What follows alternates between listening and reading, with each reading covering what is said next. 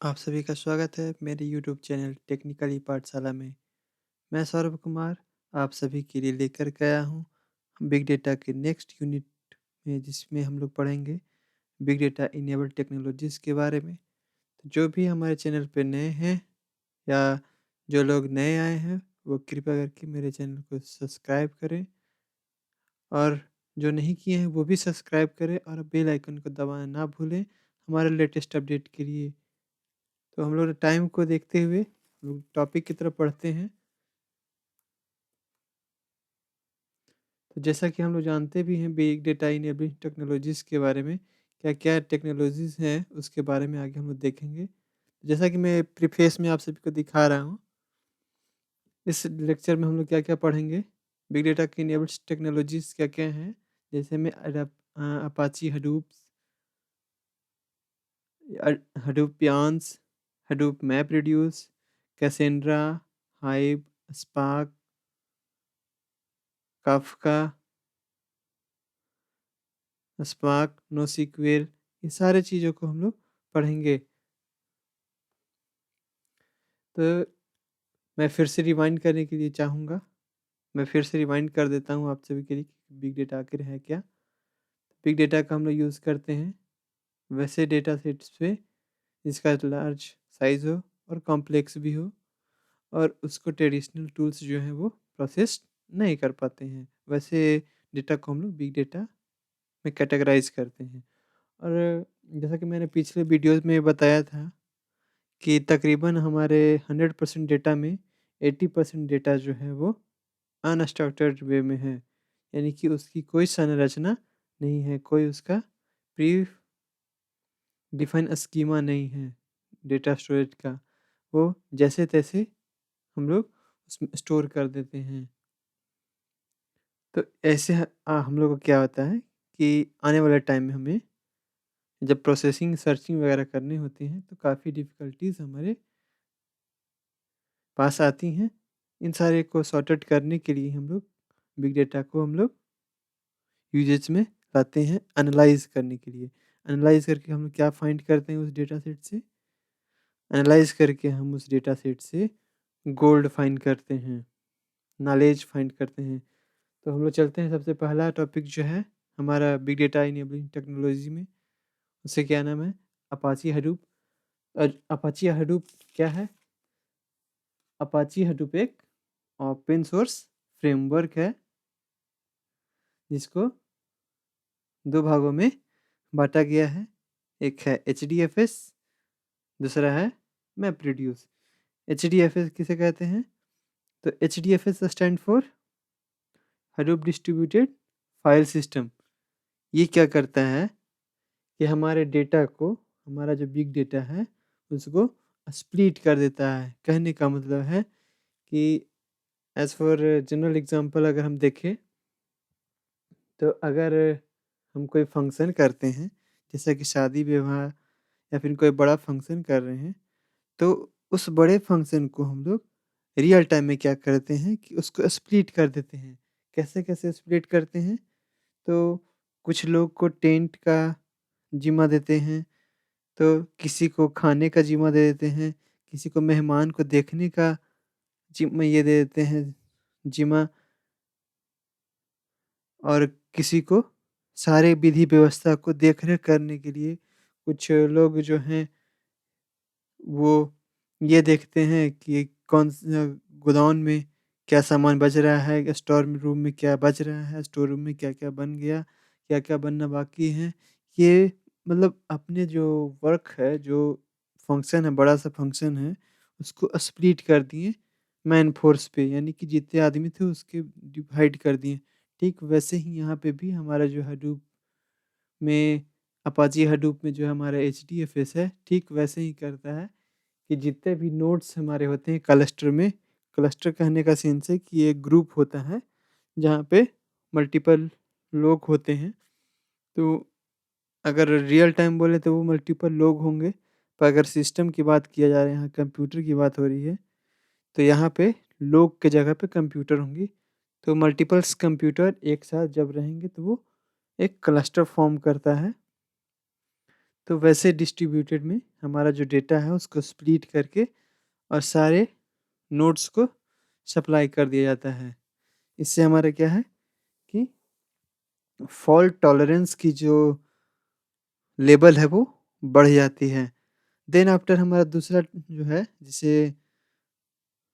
Map reduce कहते हैं, वो सिंपली क्या है, एक प्रोग्रामिंग मॉडल्स हैं जो कि पैरेलल प्रोसेसिंग को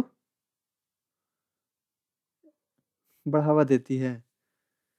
तो हमारा जो मैप रिड्यूस है ये 2 वर्ड से बना हुआ है, एक मैप दूसरा रिड्यूस। मैप का क्या है काम हमारा कि मैपिंग करना, इट मीन्स अप्लाई करना। मैपिंग करना मीन्स अगर एक पॉइंट ए है, एक पॉइंट बी है, एक यहाँ से एक मान लिया कि एक 0 किलोमीटर पे है और दूसरा 10 किलोमीटर पे है।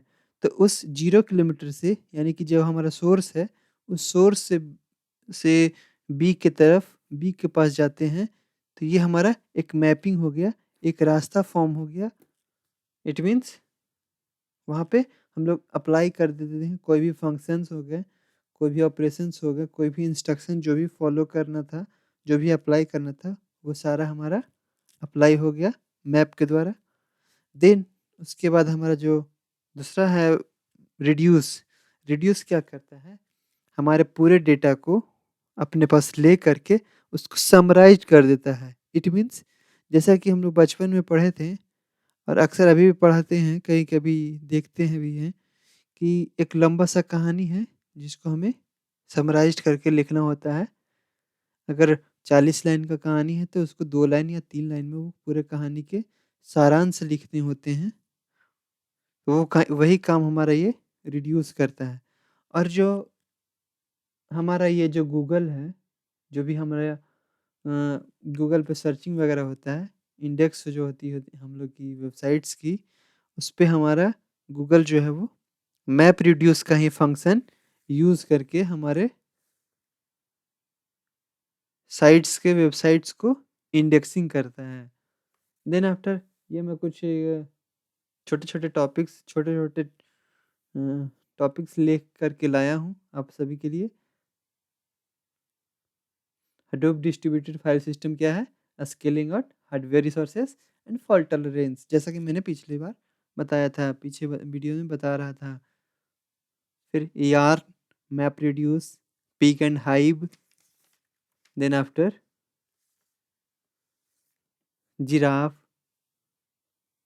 Then after Storm, Spark, Flink, Cassandra, MongoDB, HBase, ZooKeeper, ये सारी चीज़ों के बारे में हम लोग आगे डेप्थ में पढ़ेंगे।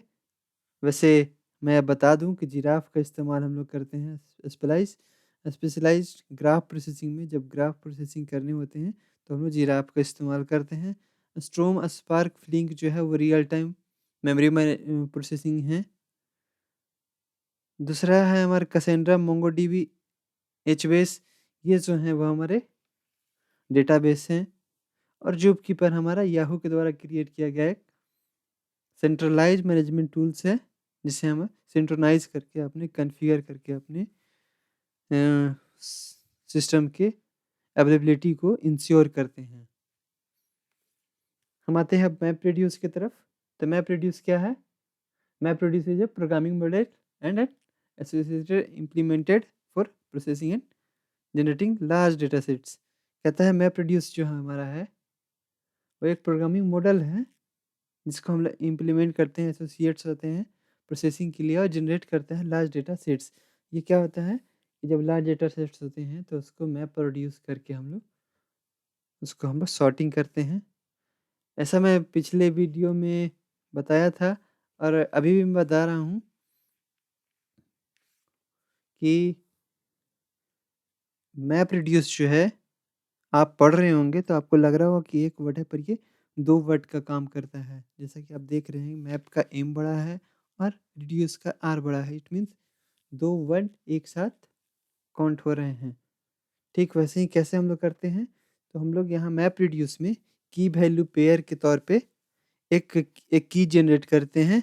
उस की के साथ एक वैल्यू अटैच करके हम लोग उसको कैटेगराइज़ करके अलग-अलग कर देते हैं। जितने भी हमारे पास डेटा सेट्स होते हैं, सब डेटा को पहले स्प्लिट कर देते हैं।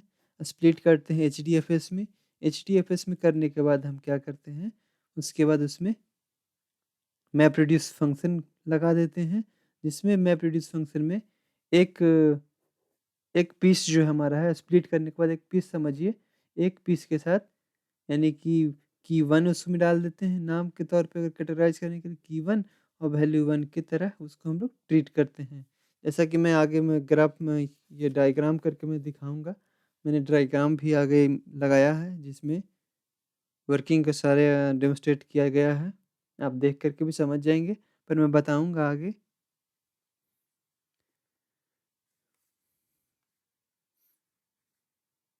ये देखिए हमारा ये ग्राफ है, एक डेमोंस्ट्रेशन है, डेटा फ्लो है, कैसे-कैसे डेटा फ्लो हो रहा है। तो ये देखिए हमारा ये एचडीएफएस जो है स्प्लिट हो गया 3 भागों में। 3 भागों में स्प्लिट होने के बाद हम लोगों ने कॉल किया किसे? मैप फ़ंक्शन को। अब मैप फ़ंक्शन जो है हमारा वो आया और जो भी स्प्लिट्स हुए थे हमारे पास एचडीएफएस में, हडूप डिस्ट्रीब्यूटेड फाइल सिस्टम में, उन सारे को लेकर के और उसके साथ एक की और एक वैल्यू के साथ ग्रुप वाइज़ कर दिया। एक की और एक वैल्यू को ग्रुप कर दिया। यानी कि कैसे? जैसे कि हम लोग स्कूल में किया करते हैं, एक बच्चा का रोल नंबर 1 दे दिए, उसका एक नाम दे दिए। एक जैसे कि एक बच्चा है, उसका रोल नंबर 1 है, नाम राहुल है। वैसे ही रोल नंबर 10 सोहन हो गया। मतलब हम लोग कैटेगराइज़ कर रहे हैं, कैटेगरी कर रहे हैं। जैसे-जैसे बच्चे आएँगे, रोल नंबर 40 मोहन, ऐसे करके हम लोग कैटेगराइज़ करते हैं क्लासेस में। ठीक वैसे ही यहाँ पे भी हम लोग कैटेगराइज़ कर रहे हैं, कैसे? एक वैल्यू को एक की दे कर के। वैल्यू 1 को वैल्यू की 1 दे करके, वैल्यू 1 को की 1 दे करके, ऐसे करके वैल्यू के को की के दे करके और उसके बाद क्या करते हैं कि सारे को फिर एक जगह पे रख देते हैं और वहाँ पे हमारा एक अलग ऑपरेशन होता है जिसको बोलते हैं शफ़ल एंड सॉर्टिंग।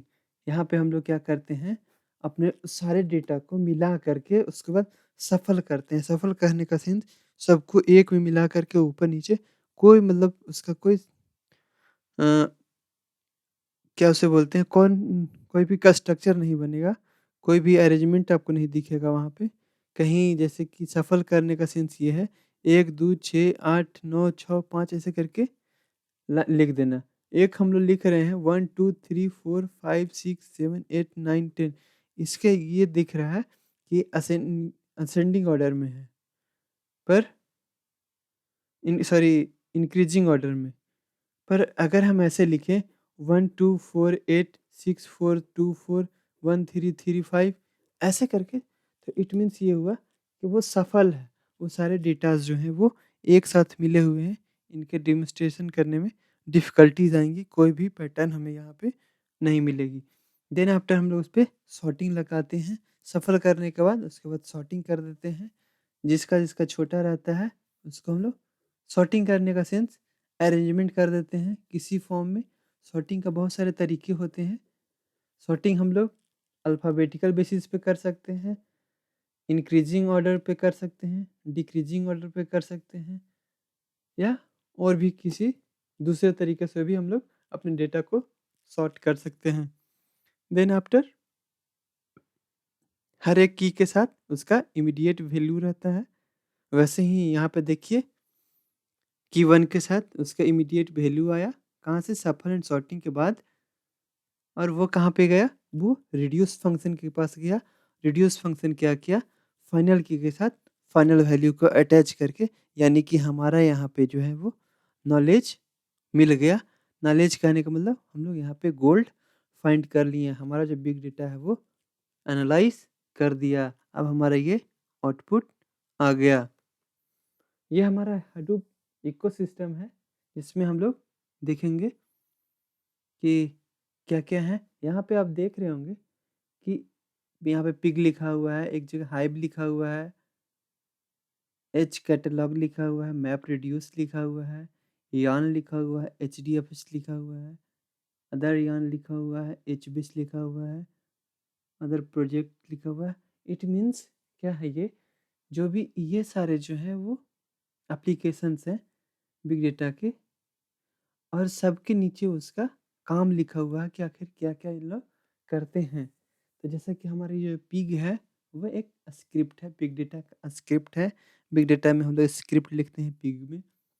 हाइव जो है वो क्वेरी लैंग्वेज है, जैसा कि हम लोग के पास रिलेशनल डेटाबेस जब था, हमारे पास आरडीबीएमएस था, तो आरडीबीएमएस में हमारा क्वेरी लैंग्वेज था एसक्यूएल, जिसे हम बोलते हैं स्ट्रक्चर्ड क्वेरी लैंग्वेज। ठीक वैसे ही हमारे पास ये हाइव जो है वो क्वेरी लैंग्वेज है। एज कैटलॉग जो है वो मेरा डेटा सर्विसेज प्रोवाइड कराती हैं। फिर आती है मैप रिड्यूस के बाद, तो वो क्या करते हैं, डिस्ट्रीब्यूटेड प्रोसेसिंग। अब ये डिस्ट्रीब्यूटेड प्रोसेसिंग कहाँ से आया, जब एच ने डिस्ट्रीब्यूटेड स्टोरेज किया, जब एच ने हमारे डेटा को दूसरे दूसरे भाग में डिस्ट्रीब्यूट करके, बाँट करके स्टोर किया, देन आफ्टर हम लोग क्या है कि अब हमारा जो डेटा है वो स्प्लिट हो चुका है। अब हम लोग को प्रोसेसिंग भी करना है जो स्प्लिट वे में करना है। तब वहाँ पर हमारा ये कंसेप्ट आया मैप रिड्यूस का, जो कि प्रोसेसिंग करता है, डिस्ट्रीब्यूटेड प्रोसेसिंग करता है। फिर हमारे पास यार्न आया। ये क्या करता है, resource scheduling and negotiations, resource schedules करता है। जैसा कि हम लोग वहाँ यहाँ पढ़े थे डेडलॉक्स वगैरह में, ऑपरेटिंग सिस्टम जब आप पढ़े होंगे, तो वहाँ पे डेडलॉक हुआ करता था। तो उस डेडलॉक में हम लोग रिसोर्स शेयरिंग वगैरह करके हम लोग डेडलॉक प्रिवेंशन करते थे। ठीक वैसे ही यहाँ पे भी जो हमारा यार्न है, वो वहाँ पे जो डेडलॉक कंडीशन को रिमूव करता था, वो भी यहाँ पे यही करेगा। वैसे ही रिसोर्स को वो शेड्यूल करेगा, किसको कौन सा रिसोर्स कब भेजना है, किससे कब ले लेना है, किसको कब देना है, किसको अभी रोके रखना है। ये सारा काम जो है वो हमारा यार्न का है। फिर आता है एचबीएस। ये क्या है हमारा, ये हमारा नॉन ट्रेडिशनल डेटाबेस है। That is non traditional database, यानी कि जो हमारा ट्रेडिशनल डेटाबेस है वो डीबीएमएस है, मतलब रिलेशनल डेटाबेस है। पर ये जो हमारा है एचबीएस, वो नॉन रिलेशनल डेटाबेस है, जो कि आप इसे नॉन नॉन ट्रेडिशनल डेटाबेस भी बोल सकते हैं। फिर हमारा अदर यार्न्स जो हैं वो अदर अदर फ्रेमवर्क्स हैं, जिसका हम लोग इस्तेमाल करेंगे आने वाले लेक्चर्स में, आने वाले एजुकेशंस में, आने वाले वीडियोस में हम लोग पढ़ेंगे इसके बारे में। मैं फिर से बोल दे रहा हूँ कि जो लोग अभी भी हमारे लेक्चर्स को, अभी भी हमारे चैनल को सब्सक्राइब नहीं किए हैं, वो जल्द ही सब्सक्राइब करें हमारे लेटेस्ट अपडेट के लिए, ताकि वो छूट ना जाए। ये कुछ इमेज के साथ मैं आप सभी के लिए लाया हूँ, जिसमें हर एक चीज़ का एक इमेज शो कर रहा है कि आखिर यान कैसा था, एचडीएफएस जो है वो कैसा दिखता है, अपाची इसको क्या बोल सकते हैं आप आइकन के तौर पे बोल सकते हैं कि सबका एक अपना-अपना आइकन है, जिसको हम लोग रिप्रेजेंट किए हैं इस फ़ोटो में। इस स्लाइड में आप देखे होंगे, देख रहे हैं। उसके बाद आते हैं हमारे एचडीएफएस आर्किटेक्चर पे। हम लोग पीछे पढ़ लिए मैप रिड्यूस के आर्किटेक्चर, मैप रिड्यूस के फ्लो, कि मैप रिड्यूस कैसे काम करता है। फिर हम लोग आए एचडीएफएस आर्किटेक्चर पे। एचडीएफएस का आर्किटेक्चर कैसा है, तो जैसा कि आप देख रहे हैं यहाँ पे हमारे पास 2 क्लाइंट्स हैं, क्लाइंट 1 और क्लाइंट 2। एक क्लाइंट जो है वो नॉर्मली रीड ही कर रहा है, तो नॉर्मली वो जब रीड करता है, तो उससे हमारा डेटा पे कोई चेंजेस नहीं आता है। पर एचडीएफएस का काम क्या है कि हमारे डेटा को, जैसे कि अगर हम एक जगह पे स्टोर किए अपना मोबाइल नंबर, तो मेरा मोबाइल नंबर जो है वो तकरीबन 2 या 3 जगह पे वो नंबर सेव हो जाता है। क्यों? क्योंकि अगर नोड 1 फ़ेल कर जाए, जैसे कि यहाँ पे नोड 1 कहने का सेंस आप ये समझिए कि यहाँ पे रैक 1 और रैक 2, अगर क्या है कि रैक 1 में अगर हम डेटा को स्टोर किए हैं, तो हमारा डेटा का एक कॉपी जो है वो रैक 2 में भी अवेलेबल किया जाता है, अवेलेबल रहता है HDFS आर्किटेक्चर में। इसमें क्या होता है कि हमारा जो डेटा है वो लॉस होने की संभावना जो बहुत घट जाती है, कम जाती है। अगर रैक 1 फेल भी होती है तो हमारा रैक 2 से डेटा को रिट्रीवल मिल जाता है। और जब हम देखिए यहाँ पे क्या हो रहा है, जब क्लाइंट 2 कोई भी चीज़ राइट कर रहा है अपने फ़ोल्डर्स में, तो उसका एक रेप्लिकेशन हो रहा है, उसका बदलाव रैक 2 में उस फ़ाइल पे हो रहा है, जो उसका कॉपी वहाँ पे स्टोर है। जैसा कि रैक 1 में अगर क्लाइंट 2 का एक कॉपी है, जिस पे वो लिख रहा है, उसका एक कॉपी रैक 2 पे है, तो यहाँ जब हम रैक 1 में लिखेंगे, रैक 1 में कोई भी चेंजेस होंगे तो उसका प्रभाव हमारे रैक 2 के डेटा पे भी पड़ेगा। इट मीन्स मेटा डेटा जो है हमारा है, वो रेप्लिकेट होगा। जो पुराना डेटा है वो मॉडिफ़ाई हो जाएगा ऑटोमैटिक। उसके बाद आता है यार्न। यार्न मैं पीछे बार भी बोल रहा था कि यार्न क्या करता है, रिसोर्स शेयरिंग और नेगोशिएशंस का काम करता है, जिसका फुल फॉर्म क्या है, येट अनदर रिसोर्स मैनेजर। इससे सिवा कोई दूसरा रिसोर्स मैनेजर नहीं है। इसका काम ही है रिसोर्स मैनेजमेंट करना और जॉब शेड्यूलिंग टेक्नोलॉजीज़ जो हमारे ऑपरेटिंग सिस्टम में हुआ करता था। सारा काम का रिस्पॉन्सिबिलिटी जो हमारा ऑपरेटिंग सिस्टम का है, जैसे वहाँ पे वही काम, सारा काम जो हमारा यार्न को यहाँ पे उसको करने होते हैं। Yarn is responsible for allocating system resources to various applications running in a Hadoop cluster। जैसा कि मैं पिछले बार भी बोल रहा था, थोड़ी पहले भी बोला था कि same to same operating system के जैसा ही ये काम करता है। जैसा ऑपरेटिंग सिस्टम में जॉब शेड्यूलिंग वगैरह किया जाता था, रिसोर्स शेयरिंग किया जाता था डेडलॉक प्रिवेंशन में, ठीक वैसे ही यहाँ पे भी होता है। यार्न वैसे ही काम करता है। जो भी नोड्स हमारे क्लस्टर बने होते रहते हैं, जो भी हमारे हडूप्स क्लस्टर होते हैं, या जो भी नोड्स जो क्लस्टर फॉर्म करता है हडूप में, उन सारे को ये रिसोर्स जो है एलोकेट करता है और देखता है कि किसे देना है और किसको नहीं देना है। सारा रिस्पॉन्सिबिलिटी जो है वो हमारे यार्न के पास ही है। ये यार्न का आर्किटेक्चर है, जैसा कि आप देख रहे हैं। Node manager, resource manager, node manager, ये सारे नोड्स मैनेजर हैं। देखिए कैसे-कैसे किया गया है, किसको कब मिलेगा, किसको कौन-सा। और ये जो है रिसोर्स मैनेजर, या जिसे आप शेड्यूलर भी बोल सकते हैं। ये सारे काम जो हैं, ये जितने आर्किटेक्चर आपको दिख रहे हैं, जितने भी डायरेक्शनल एरो दिख रहा है, फ्लो दिख रहा है, उससे हमें ये समझ में आ जाता है कि हाँ, आखिर यार्न का क्या काम है। फिर उसके बाद हमारा आता है हाइव। हाइव क्या है? हाइव एक डेटा मैनेजमेंट है हडूप में, distributed data management. Same to same Hive हमारा क्वेरी लैंग्वेज है, एक क्वेरी करने का है लैंग्वेज।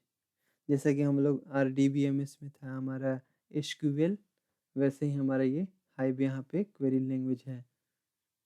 और ये जो है वो लगभग